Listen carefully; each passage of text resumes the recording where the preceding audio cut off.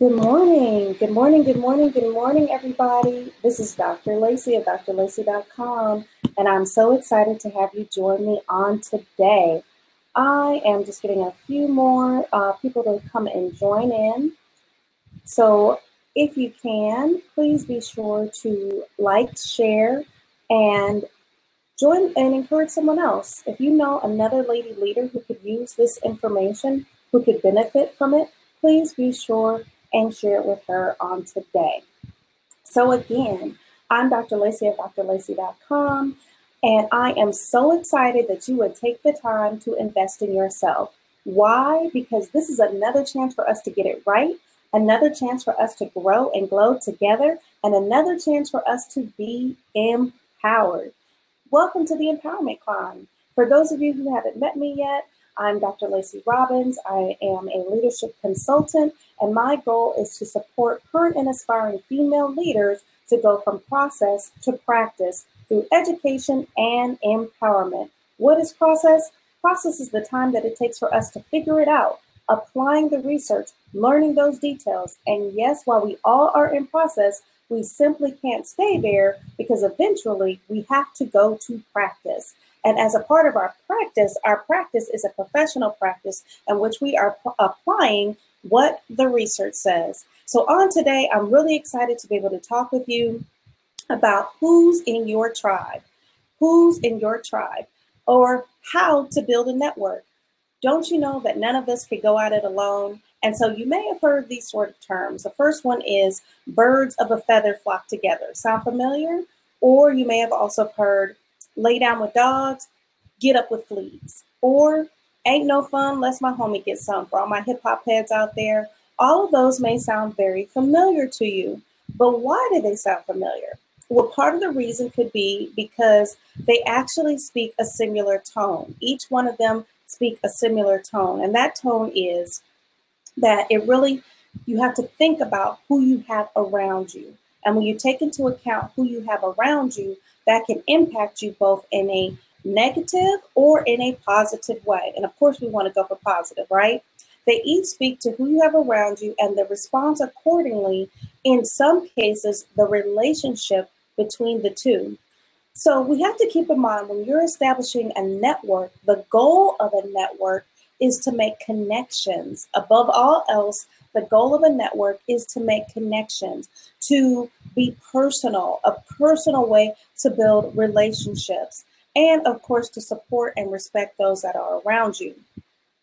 The beautiful thing about a network, when you get the right network, you get the right group around you, the right set of people that are there. The beautiful thing about a network is that when you have the right network, you tend to discover and create a mutual benefit. So you realize it's not all about me, it's not all about what I can get, but it's really about what we can get. How can we accomplish together? Because you're working towards a mutual benefit.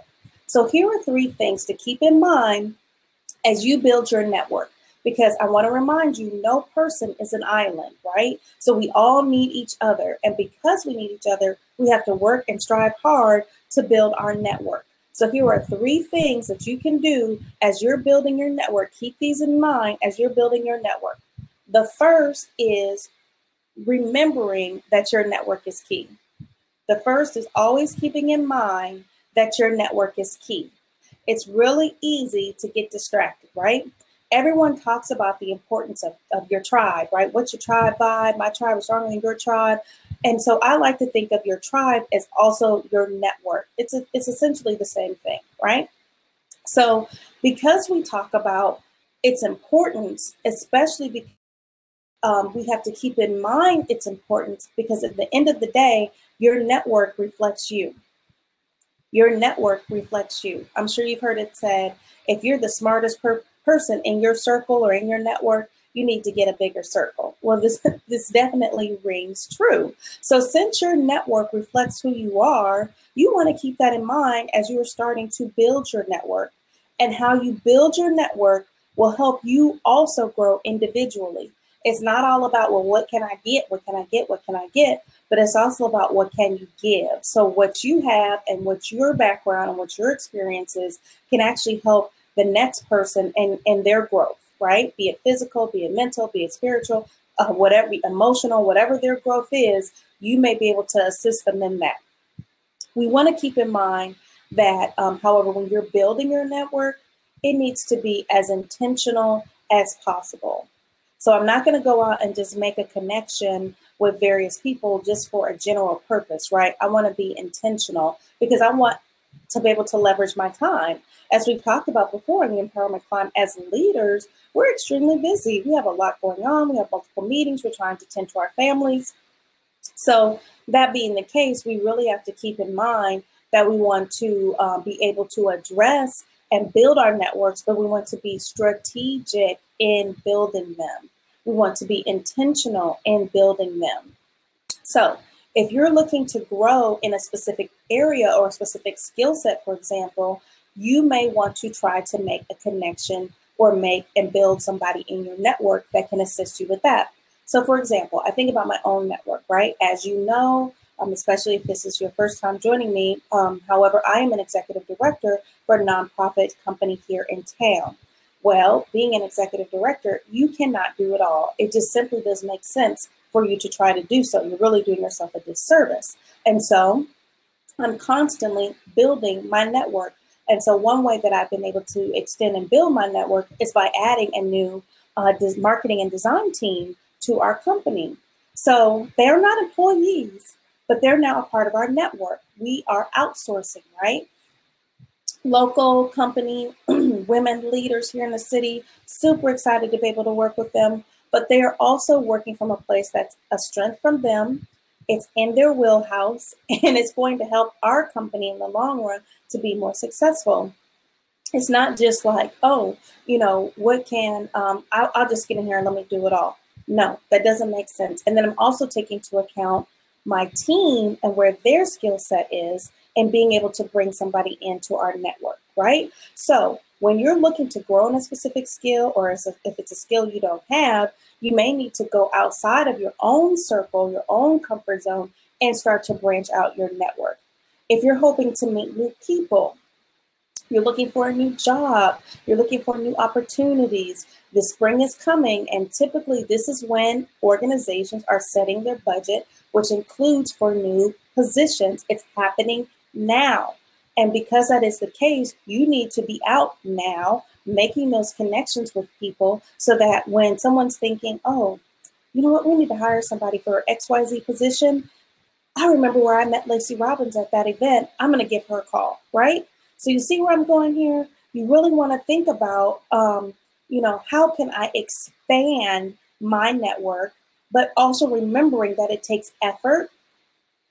You must be sincere in building your network because people can see through fake. They can totally see through fake. They have a very good mode of discernment in some cases, and they can see through fake. You don't want to be that person that they think, oh, they're not for real, right? You want to be the one that they know they're the go-to. And the last thing to keep in mind is it's not necessarily a fast process. It takes time. So I just mentioned to you this company, right? The company that's working, we're marketing and doing our marketing and design with them. We're outsourcing with them. This company has been in existence for a couple of years, but one of the lead principals, I've known her for almost 10 years now. And so, this is how long nurturing that relationship, nurturing that network. So now I can tap into it and start to leverage that network. So step number one in today's empowerment climb is to remember that your network is key. Step number one in today's empowerment climb is to remember that your network is key. Keep in mind, again, it takes time, it takes sincerity, it takes effort. All of those things must be connected, okay? So step number two, seed sown, grow. Seed sown, grow. For some of us out here, we may have heard the time seed time and harvest, right? So seed sown, grow. So my grandfather, he was a pastor for 42 years in the AME church. And he used to always say, if you want friends, you have to show yourself friendly. And when I was growing up, it made perfect sense. Yeah, I want friends, so I have to be kind myself, right? I have to almost sometimes make myself uncomfortable because I'm trying to build friendships. I'm trying to build my network, right? It's the same sort of principle even today as adults running companies, climbing the corporate ladder is the exact same thing. If you want friends, you must show yourself friendly. So here's the question. Are you working to show yourself friendly? Are you working to show yourself friendly? That's the question. And if so, how are you doing that? Are you attending events that include like-minded individuals? When I hop up with you guys today, I'm on my way to an event. I'm on my way first thing this morning at 8:30. I have an event that I'm attending across town with like-minded individuals. Who knows who's in the room? Who knows which connection I'll be able to make today, right? Because my network is key. So this is an opportunity for me to sow a seed on today, to sow a seed to grow, right? So if I am attending events with like-minded individuals, it's also a chance for me to make sure that I'm attending trade industry events too. I want to make sure I'm attending trade industry events. So I'm not an engineer.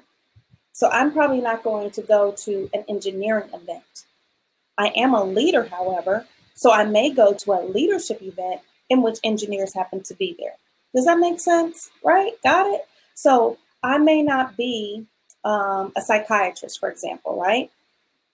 So I'm not necessarily going to go to a psychiatric event, right? A meeting of a group of psychiatrists.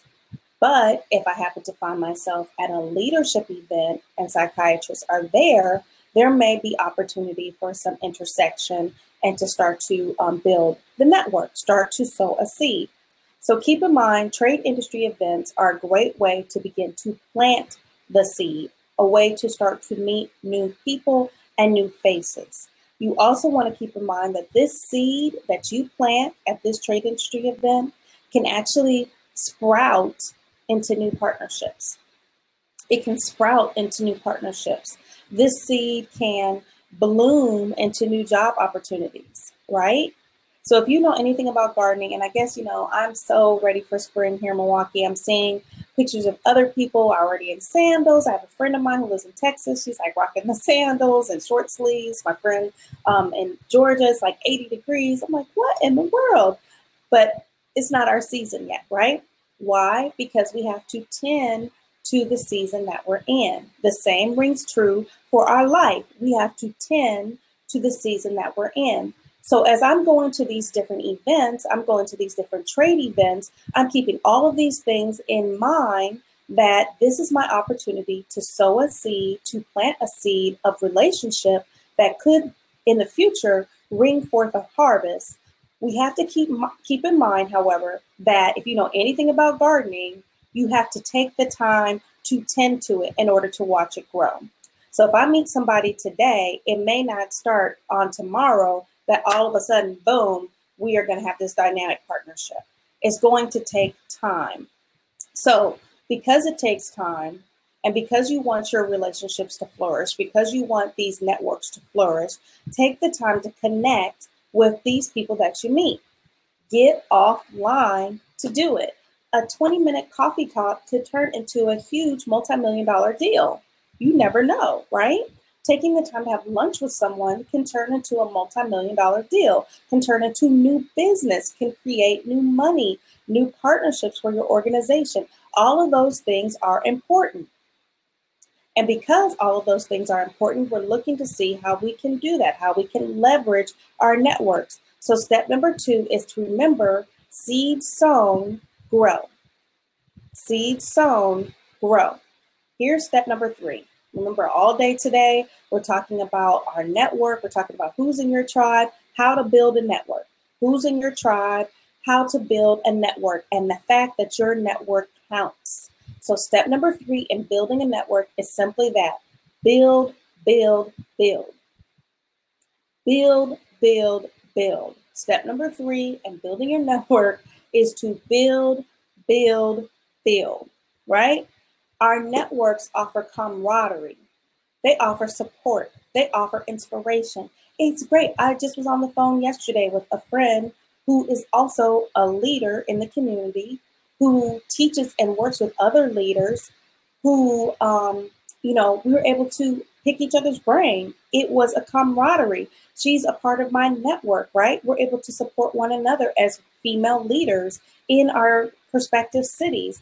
There's something awfully wonderful about that when you can pick up the phone or go have a cup of coffee with someone or meet someone for a walk and be able to really break things down and have those conversations with each other, have those dialogues with each other. There's something so powerful about that. And we oftentimes miss it because we're so engrossed in ourselves. We oftentimes can miss it because we're so engrossed in ourselves. So we need to remember, don't be scared to go beyond your own individual industry. Remember, I just told you, I'm not an engineer, right? But I'm a leader. So I shouldn't feel intimidated or feel scared to have a conversation with another leader who happens to be an engineer. I was at an event, I guess it was about 2 weeks ago, for women leaders here in the city, right? When women lead, remember I talked to you guys about that? I had a great conversation with a woman who happens to be in the beauty industry. However, she's an entrepreneur. She owns her own salon and spa, right? So I don't know anything about running a salon and spa, but I do know about enjoying a salon and spa, right? But I also know about leadership. I also know about strategies that could help her to grow her business and leverage her network. So yes, I'm getting outside of my comfort zone and having a conversation and a dialogue with someone who's not in my network, because that could then lead into a new partnership, right? There's nothing wrong with taking the time to go outside of your industry, because effective skills are effective skills regardless of industry when it's said and done.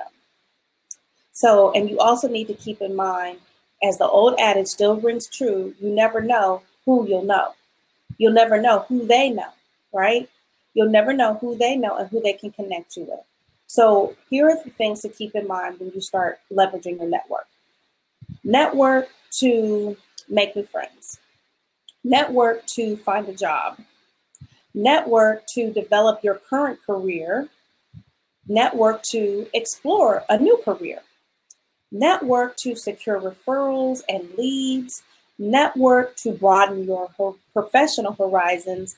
And network because it is worth building your own personal background and experience and leveraging to learn to leverage the network that you create.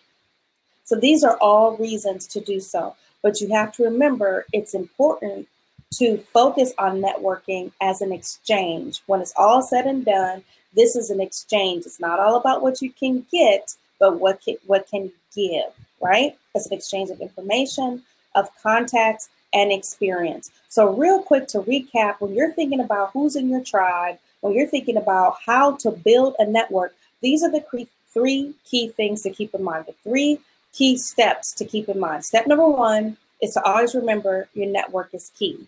Step number two is seed sown, grow. And step number three, build, build, build. Remember, it takes time to happen. So what does the research say? Well, according to Southeast Technologies, which is an IT consulting and coaching firm that works with IT executives and STEM professionals, they define an energetic makeup as being comprised of two types of energy, right? So when it's said and done, when you're coming to your network, you're bringing an energy to your network as well. You're bringing either anabolic energy, which is constructive and expanding, or you're bringing catabolic, which is draining and resisting. Uh-oh. So which are you? Are you adding to someone? Are you energizing them? Are you expanding them? Or are you draining them? As leaders, and the research goes on to say, energy leadership is the process that develops personally effective style leadership that positively influences and changes not only yourself, but also those with whom you work and interact, as well as your organization as a whole. So what does that mean exactly? In other words, The energy that I bring, which I'm always hoping is constructive and expanding, anabolic, the energy that I bring to an organization not only impacts me, it impacts the people I work with, it impacts the entire organization. And we want to make sure that our energy leadership is one that is positive, that it's influential, and that it's changing not only ourselves, but also those that we have around us. So what can you do today from the classroom to the boardroom to start to build your network?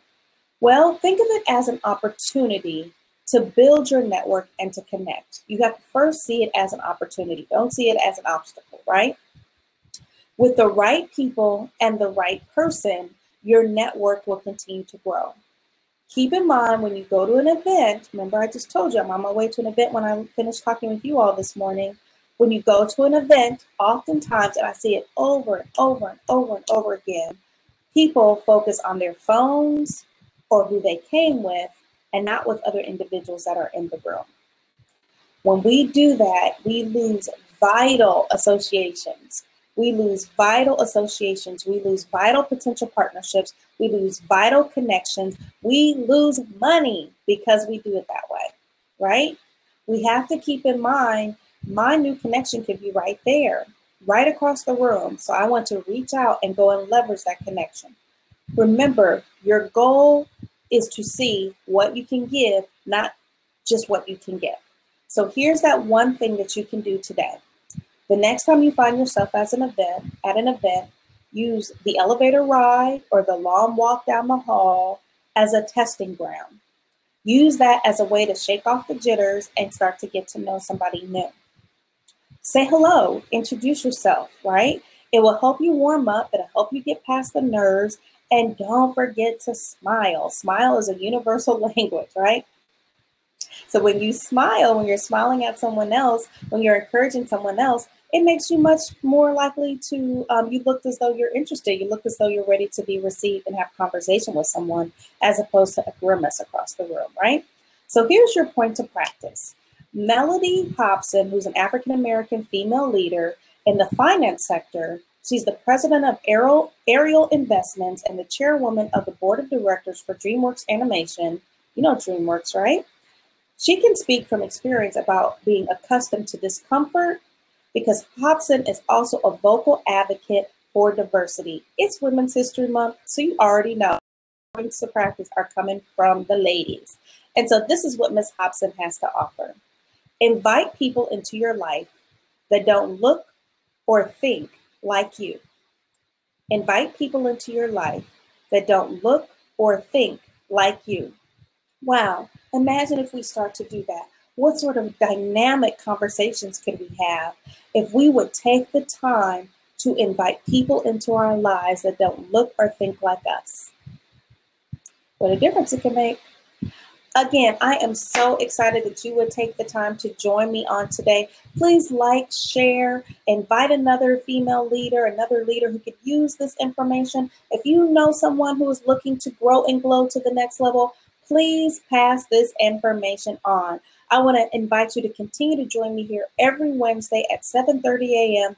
and definitely continue to follow across the social media platforms at drlacey.com because I love being able to share dynamic content with you. Are you receiving my newsletter? If not, hop on over to my website and you can sign up for it today. I share information that can only be found there for those individuals who are on and in the inner circle. Again, it's drlacey.com. I'm so excited because all this month we're talking about networks, we're talking about our tribe vibe, and next week's topic is the inner circle. You want to be a part of my inner circle? Visit my website and sign up today. As I always say, from process to practice, grab your stilettos and let's go.